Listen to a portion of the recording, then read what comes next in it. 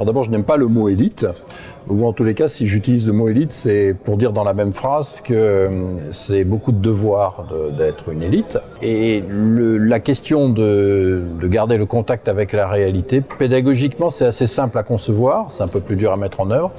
Il faut faire sans arrêt des allers-retours entre des cours théoriques et une présence sur le terrain. Dans le jargon pédagogique, c'est-à-dire il faut faire à la fois du présentiel, c'est-à-dire en salle de cours, et de l'expérientiel dans différentes en plus situations. Il faut être à la fois dans des petites entreprises, dans des grandes entreprises, il faut être dans des organisations qui ne sont pas des entreprises, il faut aller à l'étranger, il faut aller en France, et donc il faut multiplier ces passerelles permanentes entre le cours théorique, qui est indispensable, et la partie expérientielle sur différents terrains.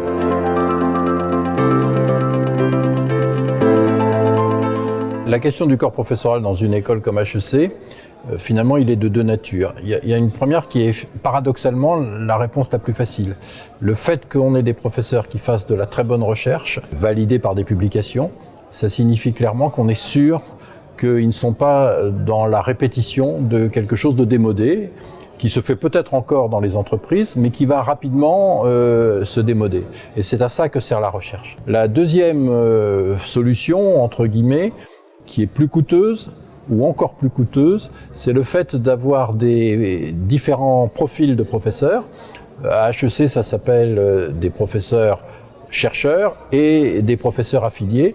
Ces professeurs affiliés étant des professeurs qui ont un très bon support, un très bon background théorique, mais qui vont passer leur énergie plutôt à aller sur le terrain, dans les entreprises, à écrire des cas, à encadrer des programmes pédagogiques, à faire de l'innovation pédagogique.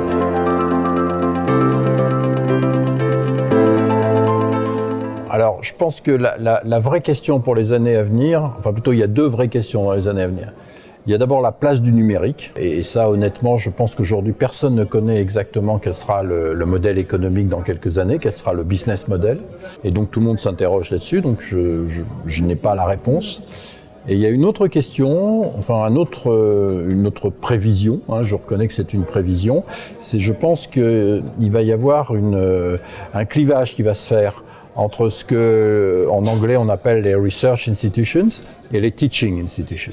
Les research institutions seront indispensables à la compétitivité d'un pays parce que, au-delà des écoles de management, c'est vrai pour toutes les universités, c'est vrai pour tous les centres de recherche, c'est ça qui fera en sorte qu'on sera capable de produire de la recherche et de produire de l'innovation. Il faut espérer que nous aurons les moyens, et notamment les moyens financiers, d'être une research institution. Il y a de la place pour les deux. Il y a de la place pour les teaching institutions et pour les research institutions.